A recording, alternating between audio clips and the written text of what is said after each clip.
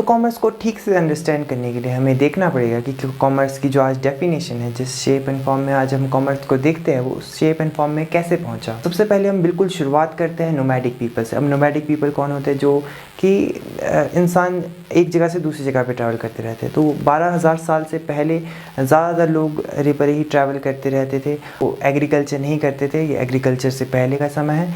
और वो शिकार करते थे और चीज़ें गैदर करते रहते थे, हंटर्स एंड गैदरर्स। तो यहाँ पे आप देख सकते हैं कि ये दो ग्रुप्स हैं। यहाँ पर ये एक ग्रुप है, एक ग्रुप है। ये ग्रुप यहाँ से आया है, इस दूसरी जगह से ट्रैवल करके आ रहा है, और ये वाला ग्रुप है जो इस जगह से ट्रैवल करके आ रहा है। अब ये जो जब ये दोनों ग्रुप्स मिलेंगे तो ये अपनी जो भी इनके पास में इन्होंने गैदर की हुई चीज़ें हैं उनको एक्सचेंज करेंगे, और ये जो एक्सचेंज की एक्टिविटी है इसे हम कॉमर्स कहते हैं। तो यहाँ पे हुआ क्या कि इस ग्रुप के पास में कुछ गुड्स एंड सर्विसेज थी, जैसे कि गुड्स मान लिया फूड हो गया, कुछ नमक वगैरह हो गया, या फिर कुछ जड़ी बूटी या कोई फल हो गए, है ना, फल भी खाते थे, तो फल हो गए, फ्रूट्स हो गए, कुछ ना कुछ उनके पास था। और स्टोन्स हो गए, प्रीशियस स्टोन्स, सुंदर दिखने वाले स्टोन्स, या फिर सर्विसेज में कोई इनमें से किसी को मेडिकल की नॉलेज होगी, मेडिसिन्स की नॉलेज होगी, तो वो इनके ग्रुप में कोई बीमार वगैरह होगा तो उनको ठीक कर देगा, in exchange of something that they have. Like इनके पास भी गुड्स एंड सर्विसेज, जैसे इनके पास में क्या पता टूल्स हो सकते हैं, नाइफ्स वगैरह हो सकती है, और क्लोथिंग मटेरियल्स हो सकते हैं। तो आप देख पा रहे हैं ना, दोनों के पास कुछ ना कुछ है एक्सचेंज करने के लिए। और ये जब दोनों आपस में एक्सचेंज कर रहे हैं इस चीज़ के बदले में उस चीज़ को, तो यहाँ पे एक एक्टिविटी परफॉर्म हो रही है ट्रेड की। तो ये कॉमर्स है, दिस इज़ फंडामेंटली कॉमर्स। तो इसके बाद इंसानों को पता चला ये जो ज़मीन है, अगर हम इसमें बीज डालते हैं तो इससे हम खाना भी उगा सकते हैं। तो ये एक काफ़ी इंटरेस्टिंग चीज़ थी। तो इसके बाद ये चीज़ हमें पता चली 12,000 साल पहले, जिसके बाद एग्रीकल्चर पीरियड स्टार्ट हुआ, एग्रीकल्चर एरा स्टार्ट हुआ। अब एग्रीकल्चर एरा में ऐसा हुआ कि एक जो अरे परे लोग भटक रहे थे, नोमैडिक पीपल थे, वो एक जगह पे सेटल हो गए, और वहाँ पे उन्होंने खेत बना दिया अपने कि हम यहाँ पे ही फार्मिंग करेंगे। अब खेतों में बात ये थी कि किसी इंसान ने एक खेत बनाया, फसल आने में समय लगा, फसल आ गई, अब कोई और काट के चला गया उसकी फसल को, वो तो गलत हुआ। तो अब इसके लिए रूल्स की ज़रूरत थी, और उन रूल्स को देखने के लिए, और अगर किसी ने किसी की फसल काट दी तो उसके लिए कुछ पनिशमेंट हो, तो ये सारी चीज़ें देखने के लिए एक पर्सन की ज़रूरत थी। तो जितने भी किसान थे जो भी फसलें उगा रहे थे, उन सभी ने सोचा कि हम एक अपना लीडर बना देंगे, और वो सभी के सभी रूल्स एंड रेगुलेशंस को देखेगा। जो भी रूल्स हम सभी ने एक साथ मिलकर मानने हैं, उन सभी रूल्स को देखेगा और रेगुलेट करेगा, और हमें सिक्योरिटी भी प्रोवाइड करेगा कि अगर कुछ गलत होता है हमारे साथ में तो उसके लिए सिक्योरिटी प्रोवाइड करे। तो यहाँ पे अब लीडर इलेक्ट कर दिया, बट लीडर बेकार में क्यों काम करेगा, फ्री में क्यों काम करेगा उन लोगों के लिए? लीडर को क्या मिलेगा ऐसा करने से? तो इन्होंने बोला कि देखो, हम इतना सब कुछ तो उगा ही रहे हैं, ऐसा करते हैं थोड़ा पार्ट आपको दे देते हैं, उसमें से लीडर को दे देते हैं। तो हुआ क्या कि जो उन सभी ने पार्ट दिया, आप अपना छोटा छोटा पार्ट, वो टैक्स कहने लग गए उससे हम कि ये सारी जो भी लीडर सर्विसेज दे रहा है इनको, इन सभी को प्रोटेक्शन और रूल मेकिंग, उसके बदले में ये इनको टैक्स दे रहे हैं जो लीडर है। तो ऐसे टैक्स की जात भी हो गया। और फिर उसके बाद में जो ये फार्मर्स को चाहिए होते थे टूल्स फार्मिंग के लिए, और भी बहुत सारी चीज़ें जैसे क्लोथिंग वगैरह, क्योंकि अब ये हंटिंग एंड गैदरिंग तो कर नहीं रहे, तो अब या तो टूल्स वो खुद बनाना सीखते उन टूल्स को जा के, लेकिन वो बड़ा टाइम कंज्यूम हो जाता, और फिर उसके बाद अच्छे टूल्स भी ना बनते। तो एक स्पेशल पर्सन बना दिया उसके लिए भी कि टूल्स बनाएगा ये इंसान कपड़े बनाएगा। और अब उनको क्या मिलेगा? उनको भी बोला कि हम आपको ये अनाज दे देंगे उसके बदले में। अब ये जो सारी चीज़ें जहाँ पे मिली है ना, कि अनाज और ये सब कुछ कि टूल्स भी मिलेंगे, और उससे भी हमने एक मार्केट का नाम दे दिया जहाँ पे ये सब कुछ एक्सचेंज हो रहा है कि हम अनाज दे रहे हैं, वो टूल्स दे रहे हैं, अनाज के बदले में दूसरा अनाज भी मिल रहा है, किसी और फार्मर ने कुछ और अनाज उगा दिया। तो ये इसकी वजह से मार्केट की इजाद हुई, जिसे भी लीडर जो था उस पूरे ग्रुप का, वो ही ऑपरेट करता था, वही रेगुलेट करता था। अब जो ये आप लीडर है, लीडर को देख सकते हैं कि इसके पास तो बहुत सारे अब काम हो चुके हैं और भी काम देखने पड़ते हैं, सिक्योरिटी भी, ट्रेनिंग भी, जो उनके सोल्जर्स हैं उनको ट्रेन करना है और भी शांति बनाए रखनी है पूरे जो भी उनका ग्रुप है उसके अंदर। तो उन्होंने ये जो पूरा ये जितनी भी एक्टिविटीज़ इसमें इन्वॉल्व हो रही है ट्रेडिंग से रिलेटेड, इस सभी ट्रेडिंग एक्टिविटीज़ को जो लीडर है उसने नाम दे दिया कॉमर्स। अब आप देख सकते हैं कि जो ये लीडर है, इसे जो भी कोई लीडर चेंज भी तो होते रहते हैं ना, तो लीडर को जब भी इसके बारे में देखना है, सीखना है, तो उसने बस एक कॉमर्स सब्जेक्ट को उठाना है और उसने उसके बारे में पढ़ना है। और जो मार्केट में बैठे हुए लोग हैं उनको भी अगर जो सिस्टम कैसे चल रहा है, क्या हो रहा है, उससे समझना है, तो उन्हें बस एक कॉमर्स सब्जेक्ट को देखना है और उससे में से देखना है कि कैसे कैसे क्या क्या चीज़ें चल रही है, क्या क्या एक्टिविटीज़ हो रही है, उसे अंडरस्टैंड करने के लिए। तो सभी अलग अलग ग्रुप्स ने अपने लीडर्स फॉर्म किए और सभी ने अपने रूल्स एंड रेगुलेशंस बनाए। पर अब इसमें प्रॉब्लम ये हो रही थी कि हर एक ग्रुप के पास में अलग रिसोर्सेज है। जैसे कि एक ग्रुप जो नदी के पास में रहता था उनके पास मछलियों का अच्छा एक्सेस था, एक जो पहाड़ों में रहता था उनके पास अलग चीज़ों का एक्सेस था, एक जिसके पास में रॉ मटेरियल ज़्यादा थे उनके पास में जो टूल्स है वो बनाने का एक्सेस ज़्यादा था, है ना। और जिसके पास लैंड ज़्यादा है वो उसके पास एग्रीकल्चर करने का, और जिसके पास में लोग ज़्यादा है उनके पास में सर्विसेज ज़्यादा प्रोवाइड करने का। तो अब एक दूसरे के रिसोर्सेज के लिए लोग लड़ते रहते थे कि ग्रुप्स लड़ते रहते कि इनके पास ये चीज़ ज़्यादा है। क्योंकि देखो लड़ाई इसलिए होती थी कि अब डील की आपस में दो लीडर्स ने कि हम आपको ये प्रोवाइड करेंगे, वो आपको वो ये प्रोवाइड करेंगे। अब किसी ने डिफ़ॉल्ट कर दिया तो अब किसको जाके पूछे, किसी इन दोनों के बीच में कोई डील हुई, इन्होंने डिफ़ॉल्ट कर दिया आपस में, अब डिफ़ॉल्ट में क्या होगा, लड़ाई होगी, है ना। तो इन लड़ाइयों से बचने के लिए, क्योंकि सब कुछ इंटरकनेक्टेड है, ये सब कुछ आपस में इंटरकनेक्टेड है, इन लड़ाइयों से बचने के लिए इन सभी ने डिसाइड किया कि देखो हम सभी जो लीडर्स हैं मिलके एक और लीडर बनाते हैं। तो उस लीडर को वो किंग भी हो सकता है, कुछ भी हो सकता है डिपेंडिंग ऑन द प्लेस। तो इन सभी ने अपना एक लीडर डिसाइड कर दिया। अब लीडर ने इन कॉन्फ्लिक्ट से बचने के लिए क्या किया कि उसने करेंसी इंट्रोड्यूस की, एक कॉइन इंट्रोड्यूस किया कि जब भी कोई ट्रांजैक्शन करेगा, जब भी कोई चीज़ किसी को बेचनी होगी या ख़रीदनी होगी, आप इन कॉइन्स का इस्तेमाल करो। ये रेयर होगी, इसमें हमारा साइन होगा, आप जब भी इसको ट्रेड करेंगे तो इसका इस्तेमाल करो। और ये पूरे जो भी हमारा ये जो पूरा ग्रुप है, ये ग्रुप्स का ग्रुप है, उनमें एप्लीकेबल होगा ये चीज़। तो किंग ने ये बोला और इसके अलग अलग रूल्स एंड रेगुलेशंस बना दिए जो कि सभी ग्रुप्स को फॉलो करने हैं। अपने ग्रुप का एक अपना इंटरनल रूल सिस्टम भी हो सकता है, पर उसके ऊपर से एक और सिस्टम होगा जो सभी को फॉलो करना पड़ेगा। तो इस तरीके से चीज़ें चली। अब आप देख पा रहे हैं कि लीडर के लेवल पे भी चीज़ें कॉम्प्लिकेटेड थी, है ना, उतनी ज़्यादा नहीं थी लेकिन थी। अब जब इतना बड़ा लेवल हो गया इसकी, इसको सभी के सभी ग्रुप्स को मैनेज करना है, और ताकि कॉन्फ्लिक्ट ना हो किसी भी तरह का, किसी जगह पे अगर ज़्यादा रिसोर्सेज है तो सारी वेल्थ उसी के पास ना चली जाए कि जितने भी कॉइन्स बनाए हैं, क्योंकि इसके पास मेटल है तो सभी कुछ ज़रूरत है इसकी, तो सारी के सारी कॉइन्स इसी के पास ना चले जाए, उसके लिए भी कुछ सिस्टम बनाना है। तो जो भी लीडर था उसको उसमें मैक्रो इकनॉमिक्स की ज़रूरत पड़ी। मैक्रो इकनॉमिक्स उसको हेल्प करता था कि जो भी मार्केट्स है, डिफरेंट अलग अलग जगहों के मार्केट्स हैं, उन सभी को कैसे रेगुलेट करना है और इन सभी में कैसे उन सभी को मैनेज करना है, और क्या क्या ऐसे डिसीजंस हम बनाएंगे, क्या क्या ऐसी पॉलिसीज़ हम बनाएंगे जिससे ये सब कुछ अच्छे से रेगुलेट हो सके। और छोटे लेवल पे भी, क्योंकि अब करेंसी इंट्रोड्यूस हो गया, पहले तो बार्टर सिस्टम था, बस चीज़ लो दो हो गया काम, लेकिन अब दूसरे भी आके ट्रेड कर रहे हैं, दूसरे ग्रुप भी आके ट्रेड कर रहे हैं, बाहर से भी ग्रुप आके ट्रेड कर रहे हैं, तो अब थोड़ा चीज़ एक्सपेंड हो गई, अब कॉइन सिस्टम आ गया है, तो अब इनको भी डिसीजन लेने पड़े अपने बिजनेसेस में। तो यहाँ पे ज़रूरत पड़ी माइक्रो इकनॉमिक्स की। माइक्रो इकनॉमिक्स में क्या मैन्युफैक्चर करना है, क्या चीज़ किस तरीके से सेल करनी है, किस तरीके से उसको प्राइस करना है, ये सारा कुछ जो भी शॉपकीपर्स थे, मैन्युफैक्चरर्स थे या प्रोड्यूसर्स थे, उन सभी को माइक्रो इकनॉमिक्स की ज़रूरत पड़ी वो सारी डिसीजन लेने के लिए। तो उसके बाद मिडिवल पीरियड स्टार्ट हो गया। अब इसमें हमारे जो किंग थे, इससे पहले हमारे किंग ने कॉइन सिस्टम इंट्रोड्यूस कर दिया था। तो कॉइन सिस्टम के साथ में और भी काफ़ी सारी चीज़ें हैं, जिसमें से एक क्रेडिट था।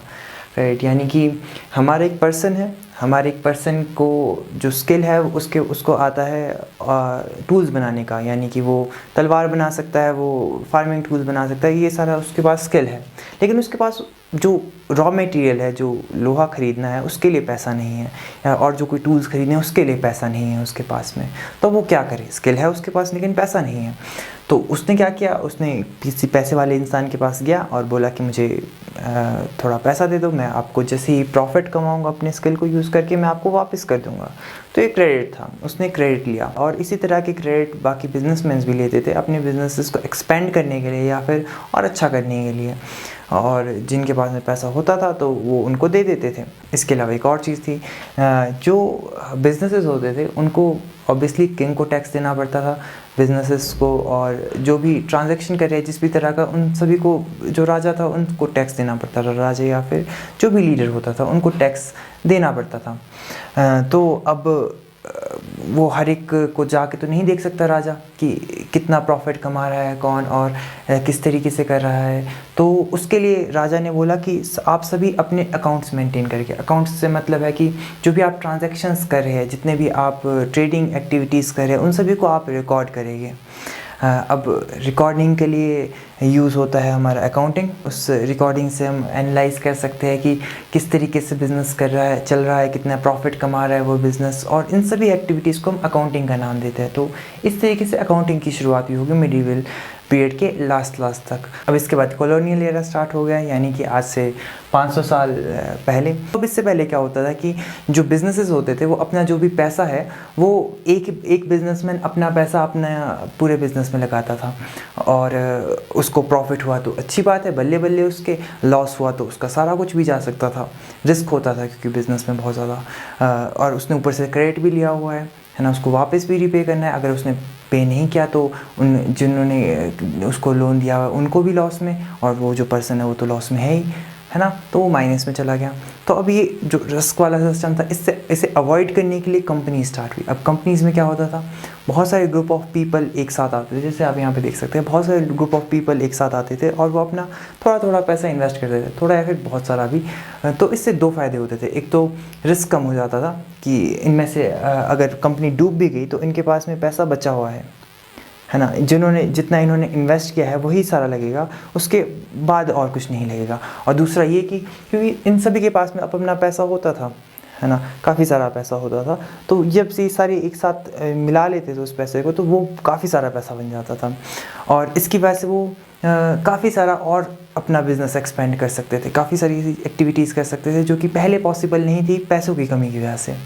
तो कंपनीज़ ने ये बेनिफिट दिया, और ये इतना ज़्यादा इनको कंपनीज़ इतना ज़्यादा फ़ायदा दिया जिन कंट्रीज़ में ये कॉलोनियलिज्म और ये कंपनीज़ का सिस्टम स्टार्ट हुआ कि जैसे कि हम एग्जांपल लेते हैं रियल वर्ल्ड का, कि जो यूरोपियन मार्केट था वहाँ पे जो स्पाइसेस क्लोथ्स वगैरह थे वो वहाँ पे बहुत ज़्यादा महंगे मैन्युफैक्चर होते थे, बहुत ज़्यादा महंगे बनते थे, लेकिन इंडिया के मार्केट में वो बहुत आसानी से बन जाते थे। तो इंडिया के मार्केट में वो मैन्युफैक्चर करना काफ़ी आसान था। तो वो क्या करते थे, ये जो कपड़े है, दालें वगैरह है या फिर स्पाइसेस वगैरह है ना, वो कंट्री से इंपोर्ट कर लेते थे अपनी कंट्री के लिए। बहुत सारा उन्होंने पैसा दिया और शिप्स बनाई, है ना, शिप्स में फिर वो सारा इंपोर्ट करके अपने कंट्री में ले आए और फिर यहाँ पे कम दामों में बेचा, और अपने यूरोपियन मार्केट में कम दामों में बेचा, और उससे बहुत सारा इन्होंने अपने लिए प्रॉफिट कमा लिया। इस तरीके से कंपनीज इंडिया में भी एंटर हो गई और companies all over the world फैल गई इस तरीके से, क्योंकि ये जो पैसा कलेक्ट करने वाला सिस्टम था ये काफ़ी ज़्यादा इफ़ेक्टिव था और काफ़ी कम रिस्क वाला भी था। इसके बाद आज से लगभग 250 साल पहले इंडस्ट्रियल रेवोल्यूशन स्टार्ट हुआ, जिसमें बहुत सारी मशीनें बनी। अब मशीनें क्या करती थी, मशीनों ने क्या किया, जो इंसान थे, बहुत सारे इंसान पहले काम किया करते थे एक एक चीज़ को, एक एक सर्विस को, एक एक प्रोडक्ट को क्रिएट करने के लिए, उन सभी कामों को रिप्लेस कर दिया और उसे काफ़ी ज़्यादा एफिशिएंट बना दिया प्रोडक्ट्स बनाना। तो इसकी वजह से क्या हुआ कि बहुत सारी मशीनें बनने लगी, और अब लोग पहले तो घर से बना रहे थे वो काम, अपने घरों में रह के काम कर रहे थे। अब स्पेशल इसके लिए एक स्पेशल प्लेस क्रिएट हो गया जिसे हम फैक्ट्री कहते हैं। कंपनीज़ का सिस्टम तो पहले से ही अवेलेबल था, ये हम इस तरीके से इन्वेस्ट कर सकते हैं, बहुत सारे लोग मिलके किसी जगह पे, तो उन्होंने वही इन्वेस्टमेंट अब फैक्ट्रीज़ में करना शुरू किया। और जो भी ऐसे काम थे जो कि घर पे बैठ के किए जाते थे या फिर कोई स्किल पर्सन लगता था उसको करने के लिए, अब वो सारे काम मशीनें करने लग गई। तो इसकी वजह से अब मशीनें आ गई मार्केट में। अब हुआ क्या, मशीनों के साथ में और भी बहुत सारी चीज़ें आई कि मशीनों को ऑपरेट करने वाले भी चाहिए। तो उसके लिए ह्यूमन रिसोर्स, उसके लिए मतलब मैनेजमेंट की एक पूरी फील्ड ईजाद हो गई।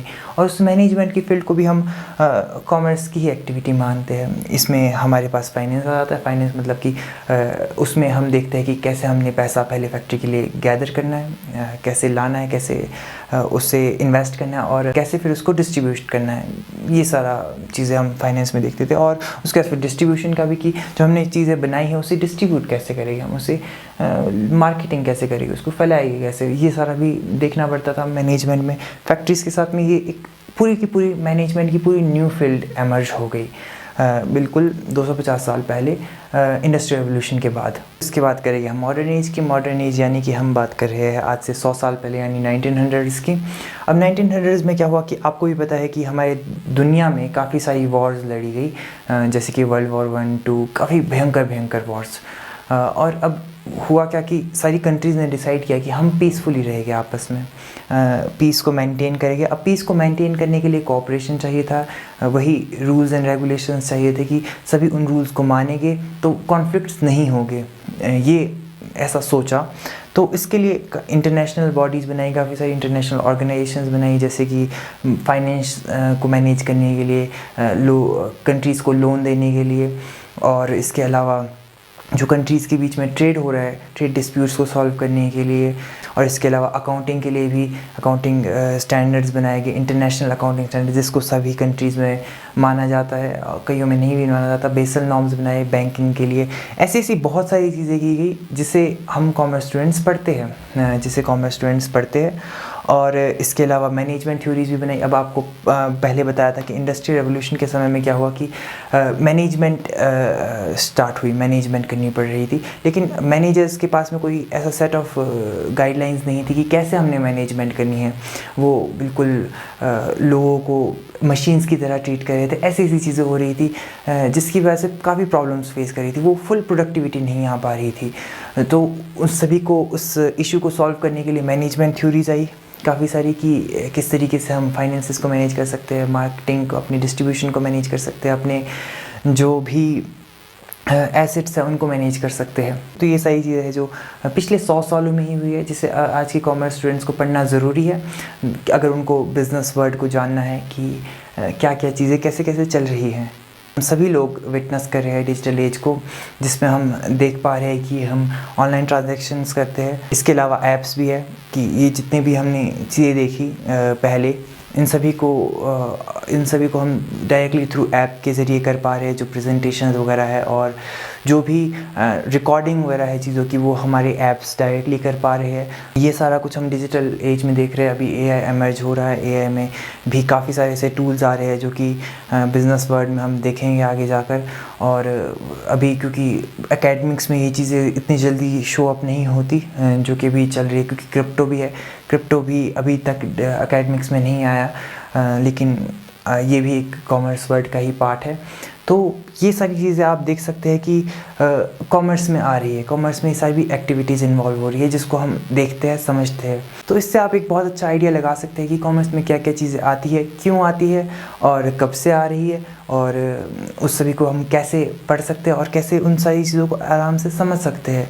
कि अब हमारे को एक बैकग्राउंड समझ में आ गया है कि क्या होता है कॉमर्स, क्यों होती है ये चीज़ें, और इससे क्या होगा इम्पैक्ट अगर हम इसे समझेंगे, पढ़ेंगे, और हमारे लिए ये पढ़ना ज़रूरी क्यों है इस पूरे सिस्टम को समझने के लिए। तो आई होप आपको काफ़ी सारी इन्फॉर्मेशन, काफ़ी सारी नॉलेज इस वीडियो से मिली होगी। Thanks for watching.